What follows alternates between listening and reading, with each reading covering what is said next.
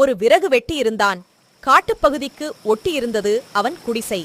மரங்களை வெட்டி சிறு துண்டுகளாக்கி பக்கத்து கிராமங்களுக்கு விற்பது அவனது அன்றாட வேலை. ஒரு நாள் பெரிய மரத்துண்டை கோடரியால் பிளக்க ஆரம்பித்தான். அப்பிளவுக்கு இடையில் ஆப்பு போல் ஒரு மரச்சக்கையை வைத்துவிட்டு ஓய்வெடுக்கச் சென்றான். பக்கத்திலேயே ஒரு பெரிய மரம் இருந்தது. அம்மரத்தின் ஒரு கிளையில் இருந்த குரங்கு ஒன்று மரம் வெட்டியின் செயலை பார்த்து கொண்டிருந்தது. மரம் வெட்டி அப்பால் நகர்ந்ததும் குரங்கு உடனே இறங்கி வந்து மரத்துண்டின் பிளவுபட்ட பகுதியில் வால் முழுவதும் விட்டபடிய அதன் மேல் அமர்ந்து கொண்டது. அது குரங்கு அல்லவா? அதற்கே உரிய வேலையை செய்ய ஆரம்பித்தது.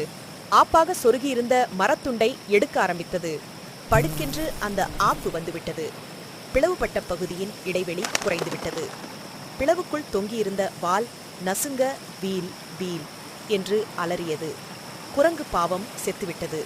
நமக்கு தெரியாத தேவையில்லாத வேளையில் நாம் தலையிடக்கூடாது என்பதற்கு இது ஒரு எடுத்துக்காட்டு.